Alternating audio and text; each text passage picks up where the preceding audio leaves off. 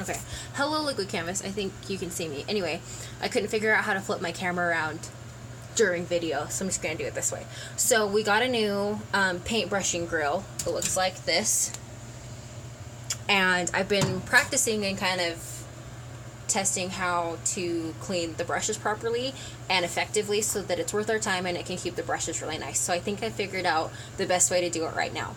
So what I have right now is I've got these brushes in here that have been kind of soaking in some paint because I wanted it to be like a true test instead of just like, oh, I have some paint on them. Got it soaking in this.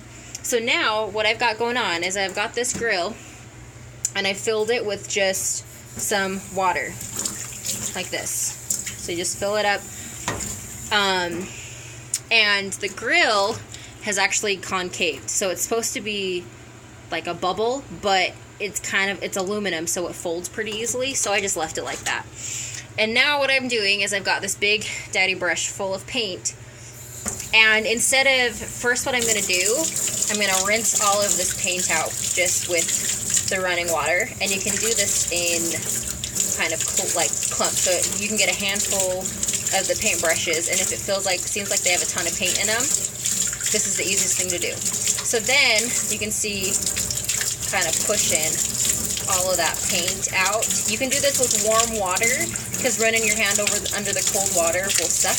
Don't do hot water, but you can do warm. So I've got as much as I can get out of the brush. So now I'm going to go here into this cleaner. Let's see if I can get a good... Okay. I'm holding the phone with my other hand. So now instead of I was going back and forth this way originally. Now I'm going to do a figure 8. So I'm figure 8ing it inside this grill. Because we want to go with the grain. We don't want to potentially push against the grain. So I'm going to go back and forth kind of fast. And if you don't rinse out most of the paint from running it through the tap, then this will get pretty mucky a lot quicker. Because what I was seeing, and I'll show you in a second. So I've gotten all the paint out, and it's pretty clean. But if I take one of these really gross brushes that has a ton of paint in them, then it gets super cloudy and dirty. And then I have to rinse this. So I'll dump it out, add more cold water, and then I'll take this brush again that I was cleaning, and it's a lot cleaner. It's not as muddy, but it's still pretty muddy. So if I hadn't taken the brush through this water, or you can even do this to kind of get it out, but I feel like the finger looks good and you can push it all out with your thumbs.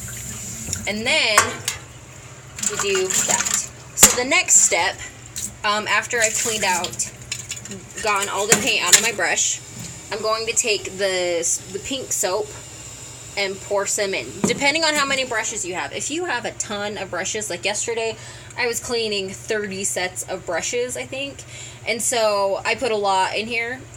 This, I don't need a whole lot, but it's for the tutorial, so I'm just showing you. So I just so it's sitting in the bottom, I'm just going to put a little bit of water in there. So just kind of the grill is covered. That way the soap is a lot more concentrated, and it cleans them a lot better. So now I'm going to take this and do that figure 8 again, back into that soapy water, back and forth. And then I'll like switch, so I was going this way, so then I can turn the brush and do that figure 8 again, back and forth, and then I can check and see. So, you can see that I got all of that out, and it basically looks just as new. Then, from there, I'll just go through again and rinse it, shake it off, and throw it in with my other brushes. These are brushes that I cleaned last night this way, and they dried pretty well. So this is a dry one that I did. So if they're brand new brushes, because this is one that we just put on the rack this week, so starting Thursday, this has been used twice, and it looks pretty dang good. Couple things about this grill. If you've got paint kind of stuck on the edges, what you'll do is you'll push it against the grill on an angle, and then you can pull it back, and it'll kind of scrape that paint off. The thing about this is it does take longer to clean your brushes because you have to go through them one at a time. You can't go rinse, soap, and then go off kind of like I was doing it before.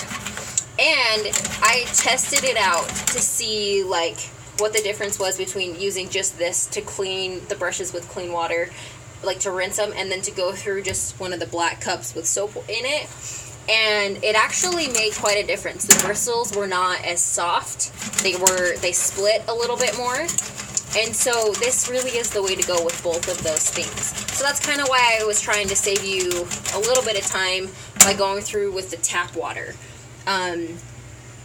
to rinse out all of that main paint.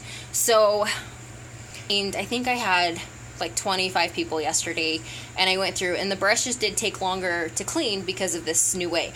They cleaned so much better, and they looked 10 times better than any other time that we've done it before. So you'll want to do it this way. Well, you have to do it this way, so that's a correction. You have to.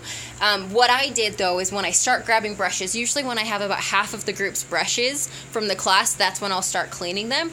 I just immediately, when I get a handful of brushes, like I just start cleaning them and have my boutique person start bringing them to me. This way, it doesn't take, like, when I'm done, everyone else is still either finishing up their stuff or they were waiting for me. Like last night, Kai had to wait like 10 minutes. Sorry, Kai. But they look so much better than they have the other times. Like, of course, some of these brushes, they were kind of already starting to get in bad shape. But with the ones that were in really good shape, this kept them really clean. I had another thought. Oh, we did